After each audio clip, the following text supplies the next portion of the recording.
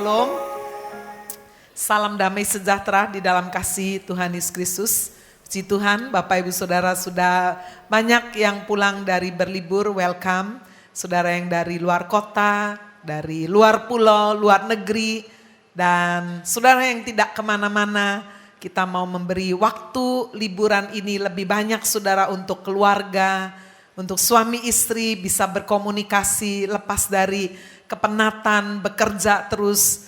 Hubungan yang sangat indah dalam keluarga itu lebih dari kekayaan. Amin. Saudara yang tidak pergi keluar Surabaya, nggak usah marah-marah, nggak usah bersungut-sungut. Kita menikmati hidup. Saya juga ingin mengucapkan selamat datang. Jika ada di antara Bapak Ibu Saudara yang baru pertama kali beribadah di tempat ini, atau mungkin ada yang dari luar kota, pas ada di Surabaya, dari luar pulau, ada saudara, kalau ada boleh angkat tangannya. Kita ingin menyambut Bapak Ibu Saudara yang baru pertama kali hadir.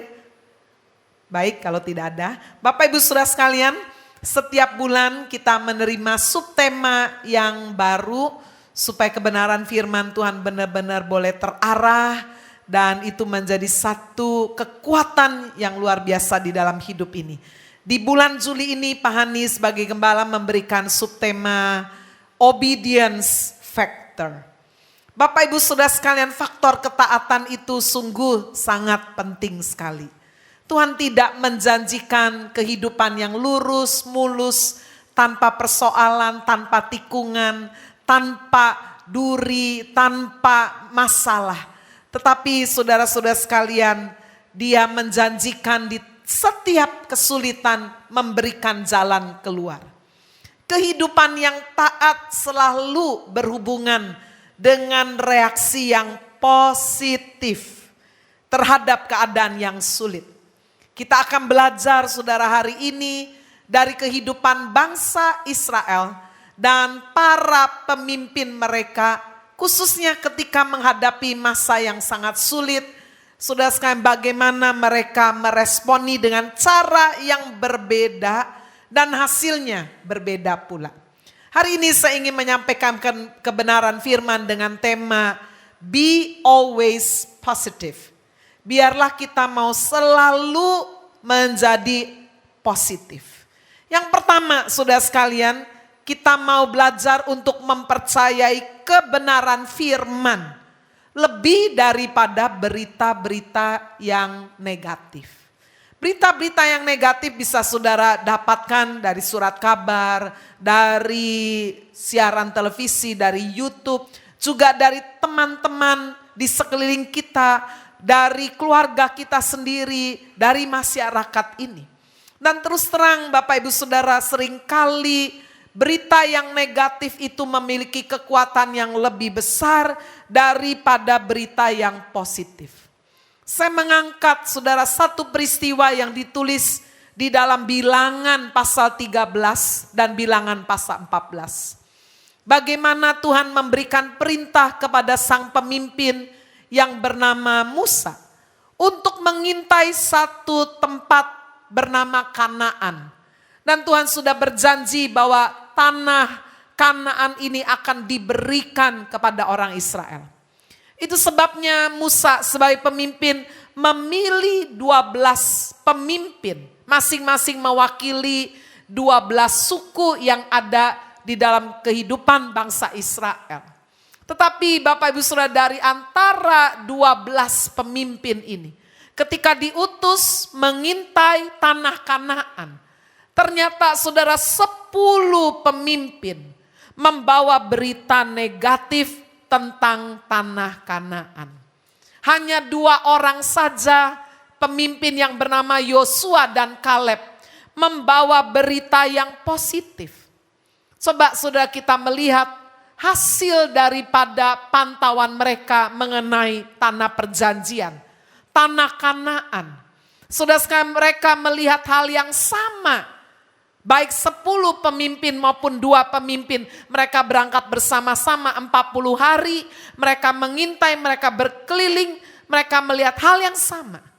Tetapi saudara, penekanan yang berbeda menghasilkan berita yang berbeda. Itu sebabnya coba kita lihat bagaimana saudara hasil berita dari 10 pemimpin ini, mari kita melihat di dalam Bilangan pasal 13 ayat 32 sampai dengan Bilangan 14 ayat 1. Saya akan bacakan demikian bunyi firman Tuhan. Juga mereka menyampaikan kepada orang Israel kabar busuk tentang negeri yang diintai mereka dengan berkata, negeri yang telah kami lalui untuk diintai adalah suatu negeri yang memakan penduduknya. Dan semua orang yang kami lihat di sana adalah orang-orang yang tinggi-tinggi perawakannya. Juga kami lihat di sana orang-orang raksasa, orang enak yang berasal dari orang-orang raksasa, dan kami lihat diri kami seperti belalang. Dan demikian juga mereka terhadap kami. Bilangan 14 ayat 1. Lalu segenap umat itu mengeluarkan suara nyaring dan bangsa itu menangis pada malam itu. Bapak Ibu Saudara, tanah perjanjian adalah satu tanah yang dikatakan sangat bagus, sangat subur, penuh dengan susu dan madu. Saudara, itu yang mereka lihat. Tetapi Bapak Ibu, penekanan yang mereka berikan itu dikatakan bahwa di situ penduduknya raksasa, besar-besar. Bukan cuma besar-besar tetapi memakan orang. Wah, ini ya. Jadi sudah berita negatif itu cenderung lebay, too much gitu. Jadi Bapak Ibu Saudara, kita bisa melihat bagaimana kekuasaan di dalam berkata itu luar biasa. Itu sebabnya tidak salah kalau firman Tuhan berkata bahwa hidup dan mati dikuasai lidah.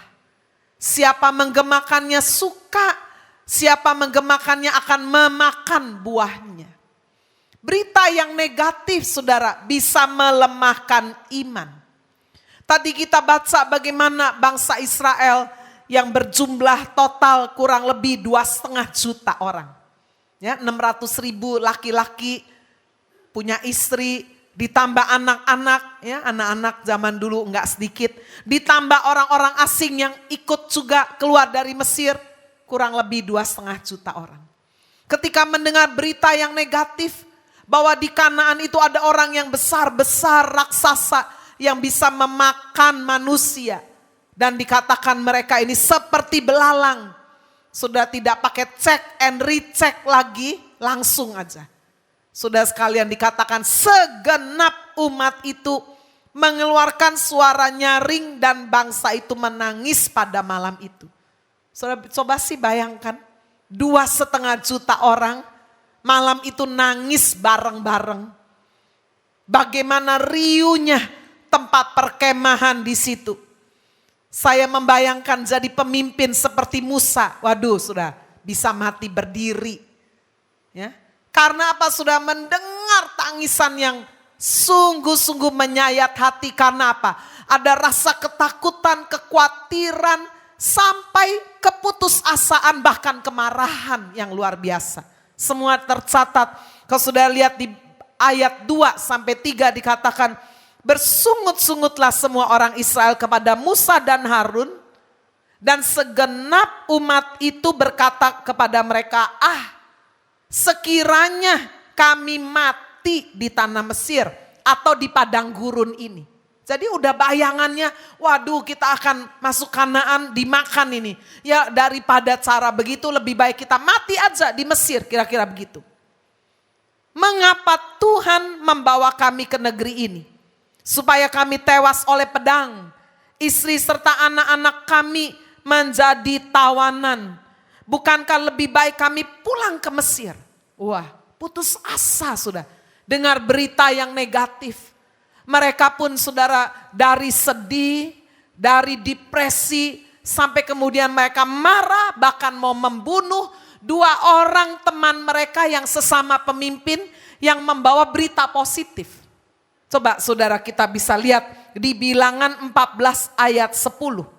Lalu segenap umat itu mengancam, hendak melontari kedua orang itu dengan batu. Tetapi tampaklah kemuliaan Tuhan di kemah pertemuan kepada semua orang Israel. Bapak Ibu jangan main-main dengan kata-kata. kata-kata kita yang positif, saudara, kepada istri kita, kepada suami kita, saudara, bisa membawa satu hasil yang positif pula. Bisa membangun. Tapi sebaliknya kata-kata yang negatif, orang tua katakan itu kepada anak, saudara-saudara sekalian, kepada pasangan hidup, kepada orang di sekeliling kita, bisa menghancurkan, bisa buat down. Diceritakan ada seorang istri punya suara yang bagus. Rasanya pasangan yang sangat cocok sekali, suaminya seorang musician, pemusik, pemain keyboard yang handal, dan juga pencipta lagu. Saudara, begitu pandai sekali suaminya, sehingga dia tahu lagu, dia tahu nada, birama, lain-lain dia tahu semua. Saudara sekalian, setiap kali istrinya menyanyi mesti dikritik. Kurang tinggi. Oh, yang di sini harus lebih pelan.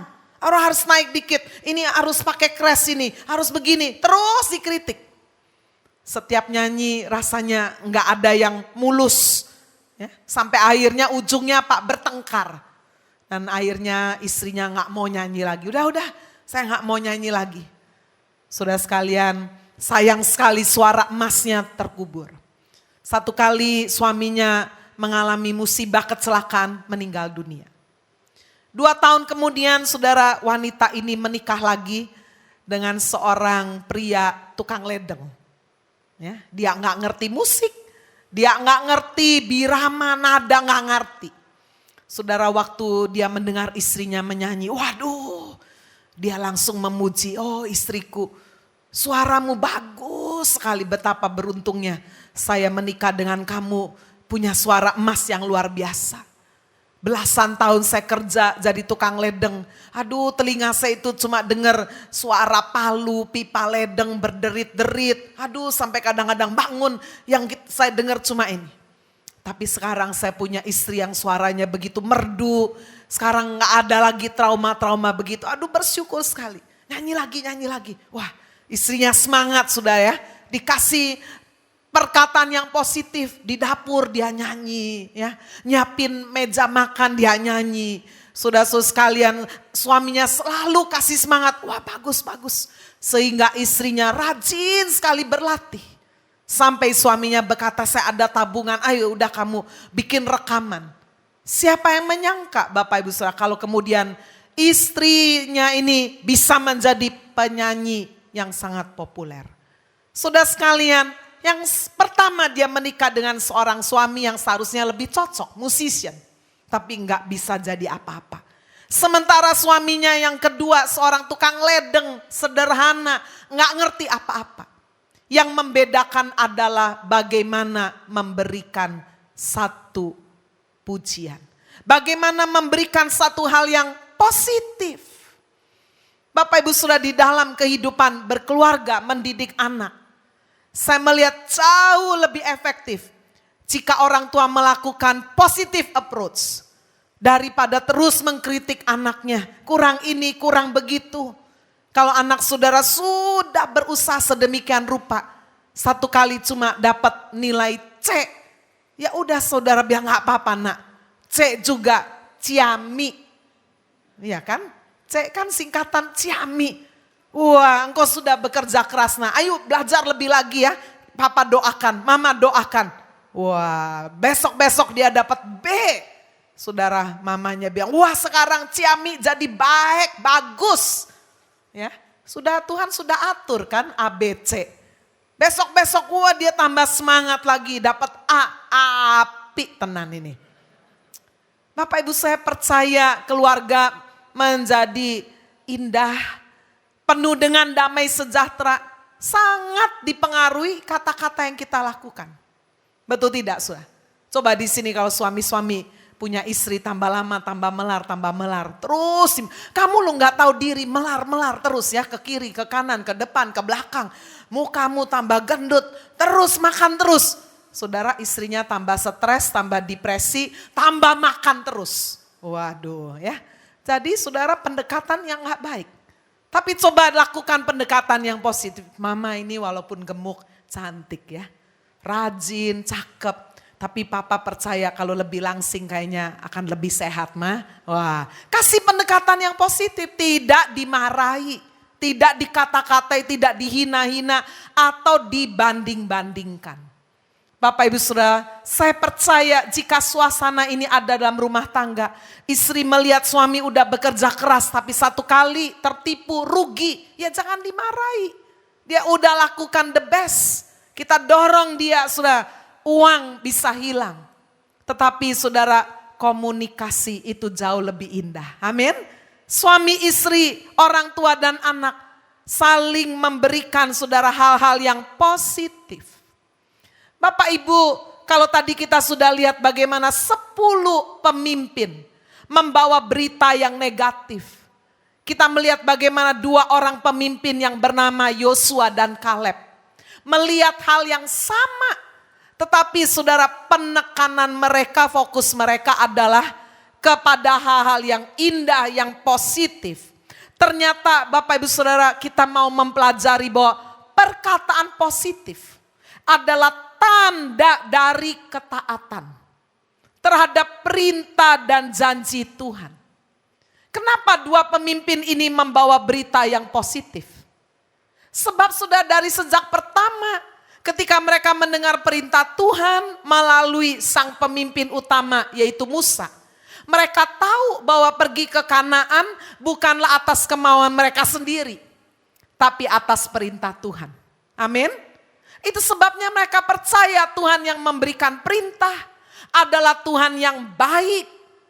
Itu sebabnya mereka fokus kepada hal yang positif. Coba kita lihat di dalam Bilangan pasal 14 ayat 7. 2 orang pemimpin ini berkata kepada segenap umat Israel. Negeri yang kami lalui untuk diintai ini adalah luar biasa baiknya. Inilah yang ditekankan oleh mereka. Apakah orang yang positif adalah orang yang tidak menghadapi realita? Bukan. Saudara, kekristenan tidak mengajari kalau saudara sakit, saudara bilang, oh enggak sakit, saya sembuh. Enggak. Saya lagi sakit, tapi saya percaya saya bisa lebih baik, saya bisa lebih sehat, saya bisa disembuhkan. Amin. Jadi bukan mengingkari realita. Lagi rugi, lagi bangkrut ditanya, kamu lagi mengalami kerugian? Oh enggak, aku sukses, aku berhasil. Loh, orang bilang, loh bener-bener lagi rugi kok. Loh enggak, kan harus positif. Bukan, sudah. Oh ya, saya lagi alami kerugian, tapi saya percaya saya bisa bangkit kembali bersama Tuhan. Amin. Jadi 2 pemimpin ini tahu, saudara, bahwa di tanah perjanjian, tanah Kanaan ini ada perjuangan, ada masalah. Tapi mereka enggak fokus kepada masalah. Mereka fokus kepada hal yang positif. Amin. Kenapa? Karena mereka mempercayai penyertaan Tuhan. Itu saudara penting sekali. Ini faktor X yang seringkali tidak kita perhatikan saudara. Bahwa ada Tuhan yang menyertai. Bilangan pasal 14 ayat 8 dikatakan, jika Tuhan berkenan kepada kita, maka ia akan membawa kita masuk ke negeri itu dan akan memberikannya kepada kita. Suatu negeri yang berlimpah-limpah susu dan madunya. Percaya betul ada penyertaan Tuhan. Ayat 9, hanya janganlah engkau memberontak kepada Tuhan.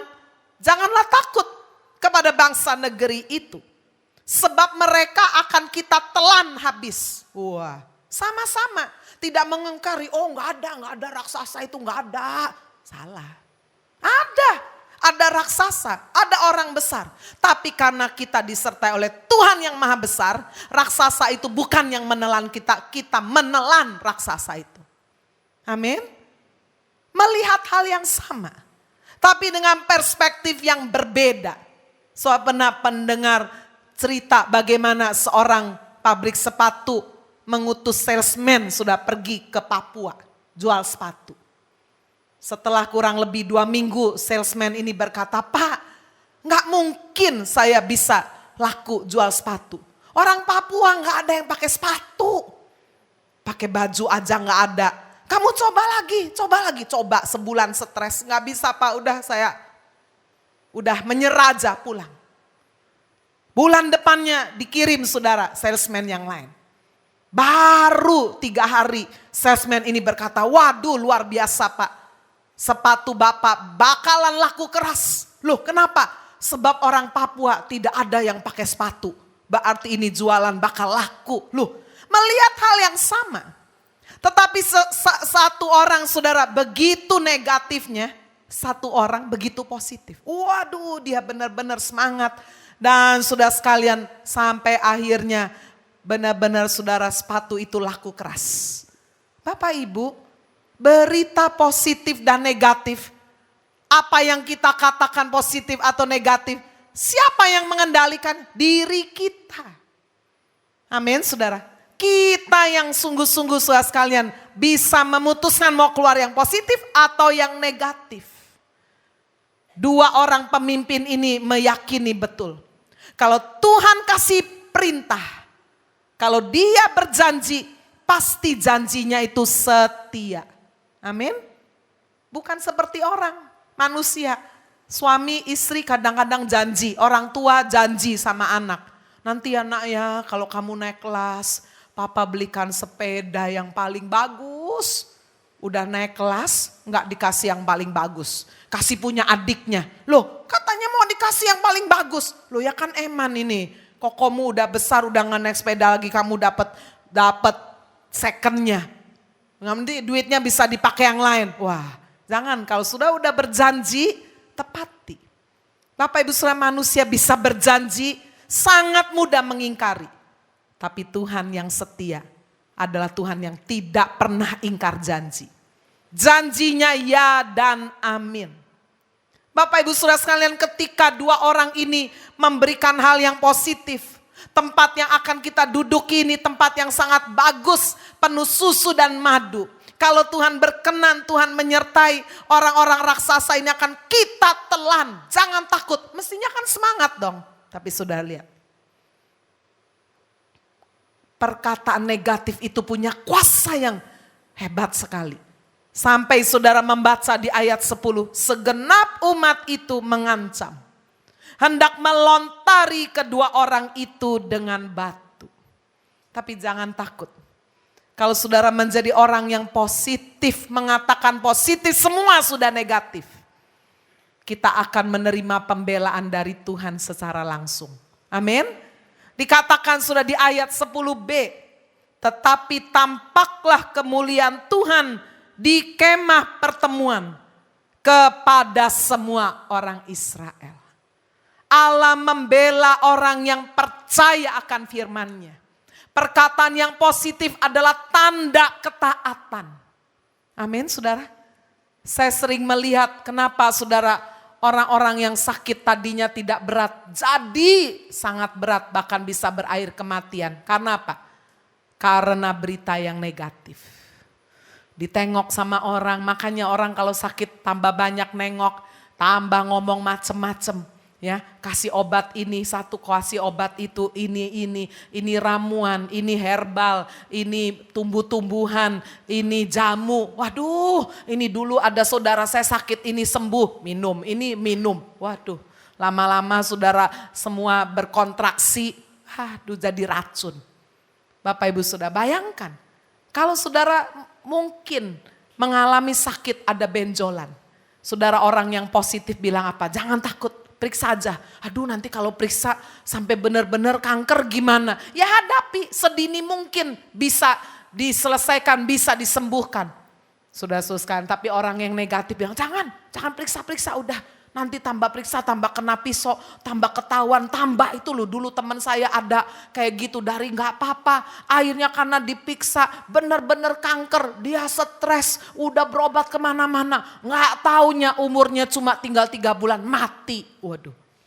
Kira-kira kalau saudara punya 2 orang membawa berita ini, saudara lebih cenderung yang mana? Apa yang pertama atau yang kedua bikin takut?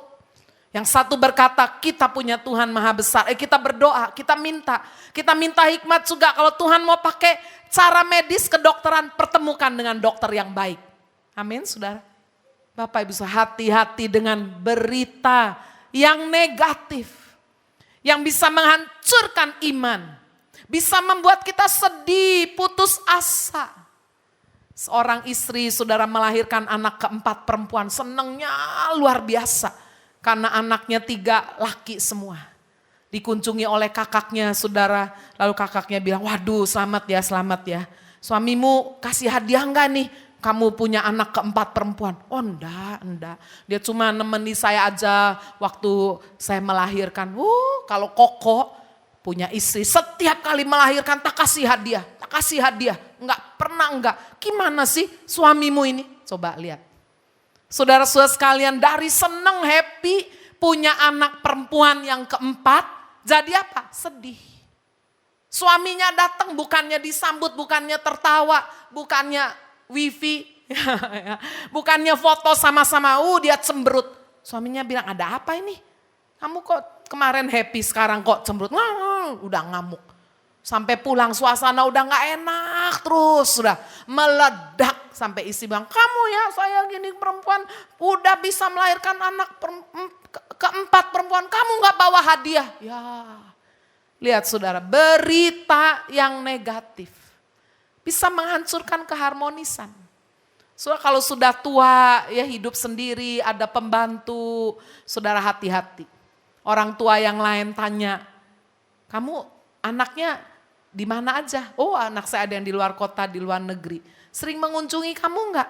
Ya setahun sekali lah kita kumpul, saya happy lah. Anak-anak merawat saya, kasih supir, kasih pembantu. Saya juga sehat, bersyukur sama Tuhan. Oh jangan begitu. Kalau anak saya mengunjungi saya setiap bulan. Kalau yang di kota ini setiap minggu ajak saya makan. Kamu setahun sekali. Buat apa? Kamu lu udah habis-habisan kasih modal buat anak-anakmu. Kok mereka cuma ngunjungi setahun sekali, keterlaluan itu. Ya apa saudara? Orang tua yang bahagia jadi nelongso, mengasihani diri sendiri. Aduh iya ya, kurang ajar anak saya. Saya udah kasih modal, saya udah habis-habisan sekolahin mereka. Mereka kunjungi setahun sekali. Padahal ini loh, teman saya ini seminggu sekali diajak makan sama anak-anaknya. Gimana saudara? Dari orang yang sangat happy jadi sedih, depresi. Hati-hati. Ibu-ibu datang terima tamu, ya waduh seneng. Rumahmu ini sekecil kayak begini. Anakmu lu 5. Oh iya 1 kamar biar bertiga, gak apa-apa kok. Kamarnya cuma 3, kita cukup. Jangan itu, harus lebih besar. Nanti kalau sampai mereka juga kemudian menikah, kamu rumah sekecil ini, mereka akan bilang apa? Mereka kalau punya pacar, bawa pacarnya ke rumahmu yang kecil, bisa gak jadi dulu. Lihat kamu kok rumah sesek kayak begini. Waduh gimana saudara? Dari seorang istri yang penuh ucapan syukur akhirnya apa? Marah. Suami datang udah merajuk, mencucu terus. Suaminya bilang ada apa? Rumah kita kok kecil. Loh dari dulu kok gak pernah ngomel. Bersyukur punya rumah kecil pun rumah sendiri. Kenapa saudara jadi ngomel? Ada berita yang lain. Bapak Ibu jangan izinkan berita negatif menghancurkan hubunganmu suami istri, jangan izinkan. Suamimu ganteng sih ganteng, tapi kerja gak entos. Waduh saudara, dari bangga punya suami ganteng jadi sebel, betul gak? Itu sebabnya Bapak Ibu saudara kenapa firman Tuhan berkata pergaulan yang buruk merusak kebiasaan yang baik. Saudara, tanda ketaatan sekali lagi adalah saudara kita mau benar-benar memperkatakan hal yang positif. Seperti yang dijanjikan firman Tuhan. Amin. Sekarang mari kita melihat yang kedua. Kalau tadi adalah perkataan yang positif. Kita mempercayai kebenaran firman yang positif. Lebih daripada berita negatif di sekeliling kita. Yang kedua adalah sikap hati yang positif. Mengambil sikap positif terhadap orang-orang negatif. Saudara kalau sikapnya positif terhadap orang yang positif, yang baik, gampang. Tapi kalau orang itu negatif, menghina kita, membuli kita. Saya kemarin di Facebook, saudara lihat Ada 2 orang perempuan yang testimoni. Bunuh diri, mencoba bunuh diri berkali-kali karena dibully. Karena dihina oleh teman-teman sekelasnya. Yang satu dihina karena kegendutan, yang satu dihina karena terlalu kurus kayak tiang listrik. Sampai mau bunuh diri. Untunglah saudara sampai mereka berjumpa dengan Yesus Kristus. Bapak Ibu, hari ini mari kita belajar. Orang-orang di sekeliling kita bisa negatif, sikapnya negatif. Tetapi kita tetap bersikap positif. Amin. Tuhan sangat murka terhadap 10 pemimpin dan bangsa yang bereaksi negatif. Bapak Ibu sudah sangat murka. Bilangan 14 ayat 11 sampai 12. Tuhan berfirman kepada Musa, berapa lama lagi bangsa ini menista aku? Berapa lama lagi mereka tidak mau percaya kepadaku? Lihat saudara.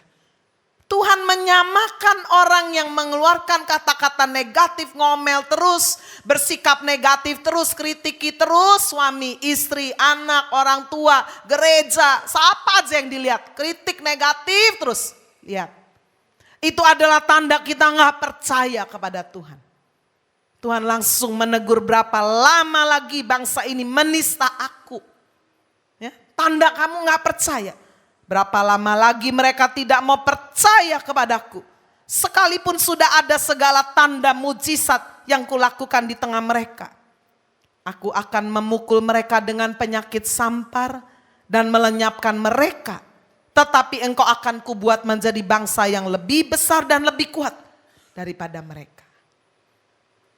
Bapak Ibu Saudara, di sini ada yang suka balapan mobil F1. Ada seorang yang tidak bisa lepas dari ajang balapan Formula One. Namanya adalah Bernie Ecclestone.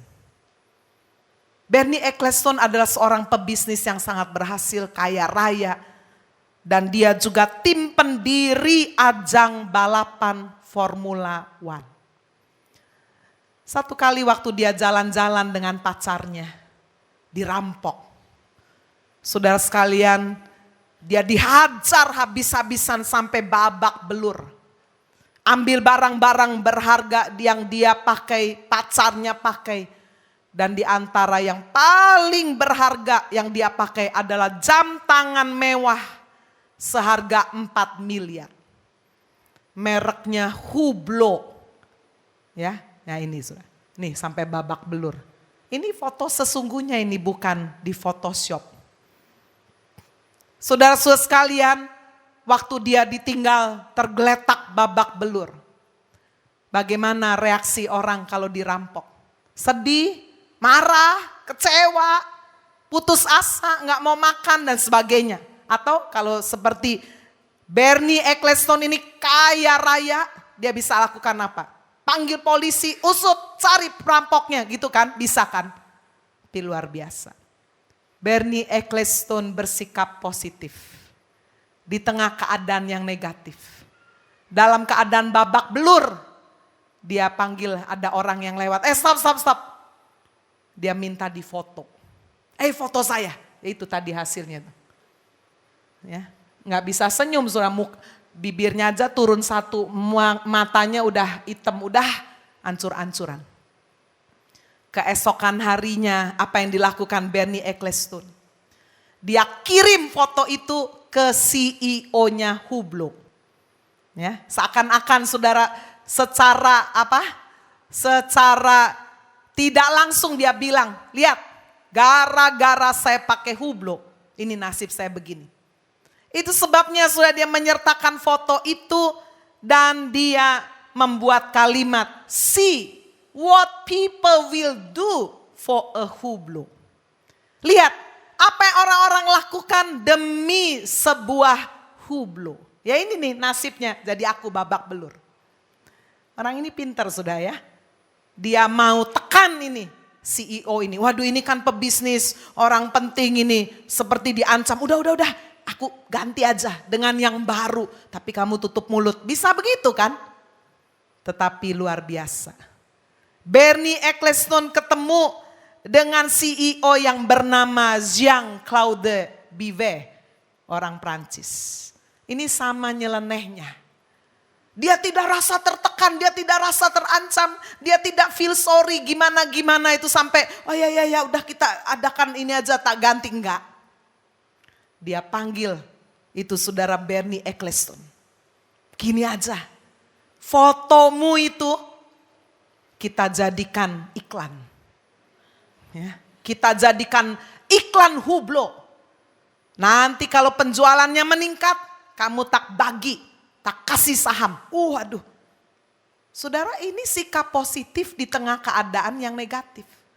Orang tidak menyangka sikap ini. Saudara Bernie Ecclestone pun tidak menyangka bahwa CEO Hublot ini juga melakukan satu strategi sikap yang dia tidak pernah duga.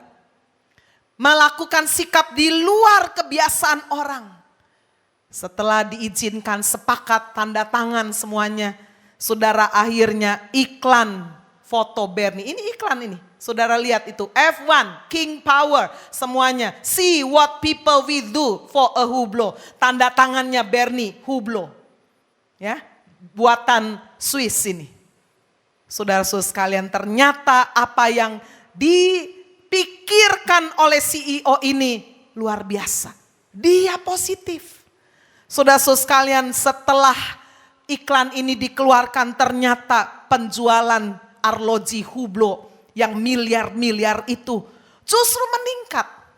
Ya, tidak semakin menurun, orang jadi takut pakai Hublot, takut dirampok, di babak belur. Enggak, justru menaik. Ya, see what people do for a Hublot. Artinya apa? Kamu jangan lihat babak belurnya. Jam ini begitu berharganya. Sampai orang mau ngerampas sampai gini nih hasilnya kayak Bernie ini. Saudara, penjualan jam ini meningkat luar biasa. Dan sudah Bernie Ecclestone dibayar miliaran rupiah. Luar biasa bukan? Dirampok malah mendapatkan uang sebagai model iklan jam Hublot. Amin. Sikap yang positif di tengah keadaan yang negatif. Bapak Ibu Saudara sekalian, inilah juga yang dilakukan oleh Musa. Keadaan sudah sangat negatif, dia sendiri mau dilempari batu. Tetapi saudara, Musa tetap bersikap positif. Dia berhati kasih. Dia memohonkan kepada Tuhan untuk memberi pengampunan, saudara. Jangan membalas kejahatan dengan kejahatan. Coba kita lihat Bilangan 14 ayat 18 sampai dengan ayat 20. Tuhan itu berpanjangan sabar dan kasih setianya berlimpah-limpah. Ia mengampuni kesalahan dan pelanggaran, tetapi sekali-kali tidak membebaskan orang yang bersalah dari hukuman. Bahkan ia membalaskan kesalahan bapak kepada anak-anaknya, kepada keturunannya yang ketiga dan keempat. Ampunilah kiranya kesalahan bangsa ini sesuai dengan kebesaran kasih setiamu, seperti engkau telah mengampuni bangsa ini mulai dari Mesir sampai kemari. Berfirmanlah Tuhan, lihat ayat 20. Aku mengampuninya sesuai dengan permintaanmu. Luar biasa. Musa bersikap positif.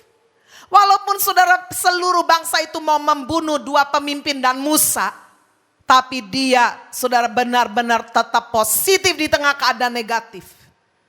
Dia memohonkan kepada Tuhan hati kasihnya, memintakan pengampunan untuk bangsa ini dan Tuhan menjawab, Tuhan mendengar. Tetapi jangan lupa, Allah yang kita sembah bukan hanya Allah satu sisi, kasih terus. Tetapi saudara, Allah yang kita sembah juga adalah Allah yang adil. Musa tahu itu dan dia menyerahkan keadilan kepada Tuhan.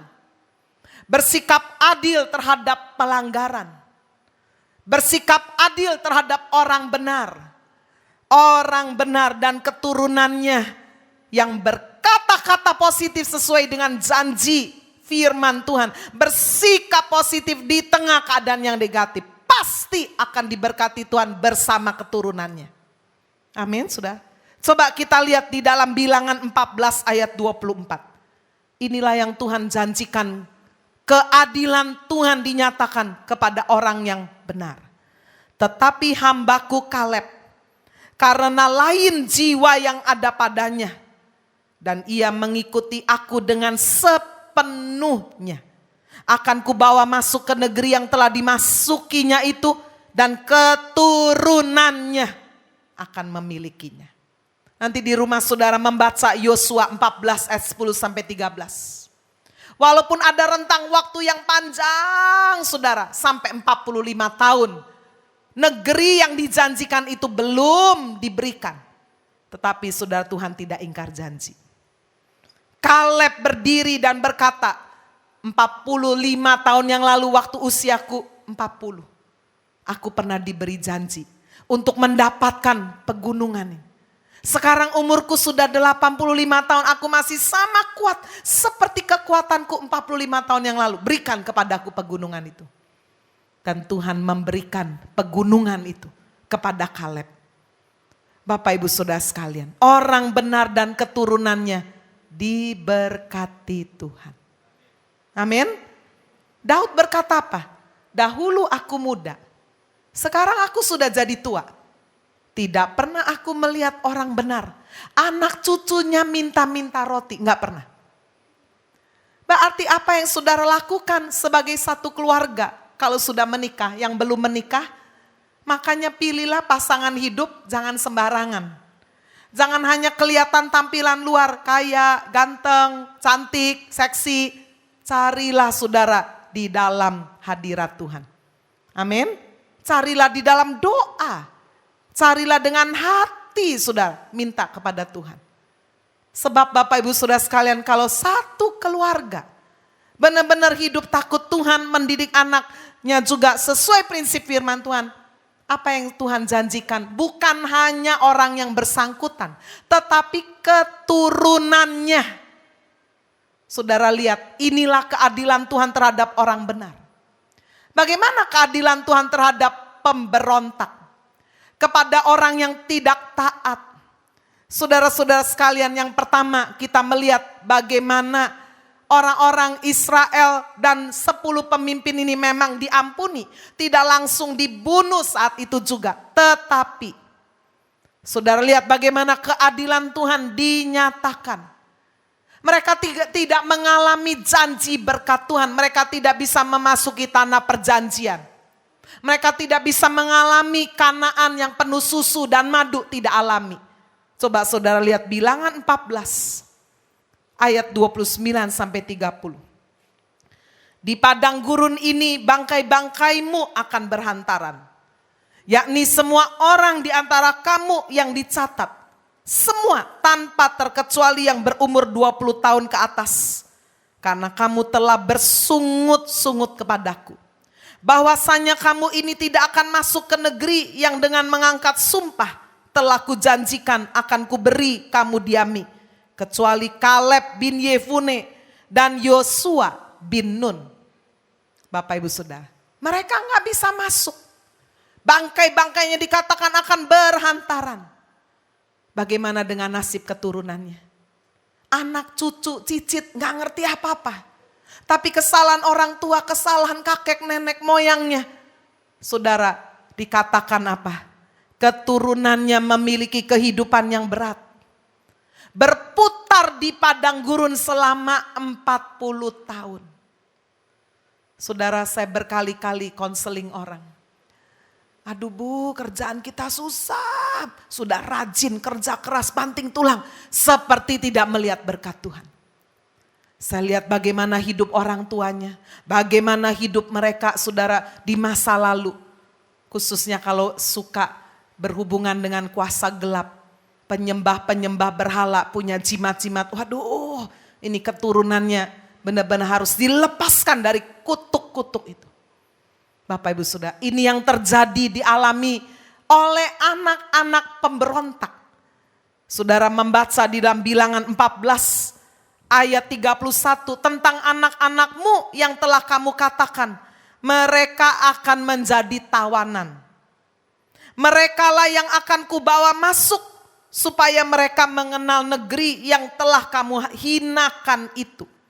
Tetapi mengenai kamu, bangkai-bangkaimu akan berhantaran di padang gurun ini. Anak-anakmu akan mengembara sebagai penggembala di padang gurun 40 tahun lamanya. Dan akan menanggung akibat ketidaksetiaan sampai bangkai-bangkaimu habis di padang gurun. Satu ayat lagi. Sesuai dengan jumlah hari yang kamu mengintai negeri itu, yakni 40 hari, satu hari dihitung 1 tahun. Jadi 40 tahun lamanya kamu harus menanggung akibat kesalahanmu supaya kamu tahu rasanya jika aku berbalik daripadamu. Waduh. Jangan main-main saudara. Dengan perkataan negatif. Jangan main-main dengan sikap negatif. Lihat keadaan sulit, ngomel. Ini mulut pokoknya maju dulu. Ya. Saudara lihat ya orang Indonesia ini. Kalau macet, apalagi panas ngomel. Tin. Ya. Semoga mulai hari ini kalau sudah lihat macet itu nggak usah klakson. Lu di depan lu mobil antri. Surat lu mau jalan gimana, apa ditabrak mobil di depan. Itu kan gambaran orang nggak sabar. Pak Hani kalau udah ketemu kayak begini dia bilang terbang aja. Ya, bikin mobil yang bisa terbang tuh. Bapak Ibu Saudara pernah ke Bangkok, sudah lihat macet juga di sana. Antri, tapi nggak ada tin, nggak ada. Tenang aja, ya sudah dijalani. Sudah lihat keadaan yang sulit hari-hari ini. Ekonomi lagi merosot, istri jangan mencucu. Waduh. Tambah saudara ngomel, tambah tidak diberkati. Betul nggak? Suami juga jadi nggak betah di rumah. Coba di sini apa ada sih suami istrinya ini kayak tawon, ngomong terus ngomel terus. Besok pulang malam, nah mesti tambah diomel, tambah malam, tambah pagi, lama-lama enggak pulang. Hati-hati Bapak Ibu, benar saya sering sekali konseling melihat hal seperti ini. Habis gini sih Bu, ya sudah tambah sulit, jangan dipersulit dengan perkataan yang negatif, tambah diomeli, tambah tidak efisien, tambah tidak efektif. Berapa banyak saudara orang tua ya, ingin anaknya jadi juara, padahal anaknya nggak pinter matematik. Sampai dipukuli, ya, nggak mau makan sampai dimarahi, sampai nangis. Aduh, makan itu buat dia penderitaan besar. Betul nggak? Saudara harus minta hikmat gimana caranya dengan hal yang positif. Untuk bisa betul-betul saudara menyediakan satu atmosfer yang indah. Amin. Saya percaya saudara, kalau aura itu ada dalam hidup rumah tangga saudara, kata-kata yang positif, sikap yang positif, pembantu pulang, ya sudah mau diapa lagi. Ya jalani, makanya punya rumah jangan gede-gede kayak istana, gitu kan. Kalau saudara mau gede, ya sudah pembantu pulang, ya saudara kalau nggak mau keluar negeri atau pindah ke hotel di rumah, ya sudah hadapi. Amin. Hal yang positif. Kalau saudara menyikapi positif, semua menjadi indah. Saya masuk pada bagian yang terakhir kesimpulan. 1. Tuhan sudah menetapkan kemenangan bagi orang yang percaya kepadanya. Amin. Pasti Tuhan sudah menetapkan. Yang kedua, kemenangan tidak berarti tanpa keadaan yang sulit. Tuhan tidak berarti kamu akan menang lurus, tidak. Ada belokan, ada lembah yang curam, ada badai dalam hidup, ada. Yang ketiga, yang terpenting ketika menghadapi keadaan yang sulit adalah reaksi kita. Tetap berkata positif di tengah keadaan negatif. Amin. Suami, istri, anak gagal, tetap positif, gak apa-apa. Kegagalan adalah kesuksesan yang tertunda. Bangun lagi. Kita pasti berhasil bersama Tuhan. Amin. Yang kedua, tetap bersikap positif di tengah keadaan negatif. Istri sakit, kita bersikap positif. Anak saudara mungkin tidak naik kelas, anak mungkin melakukan hal-hal yang enggak baik. Kita belajar tetap bersikap positif, mengampuni, mengayomi mereka, mengangkat mereka kembali ke jalan yang benar. Be always positive. And God will bless you abundantly. Amin. Tuhan Yesus memberkati kita.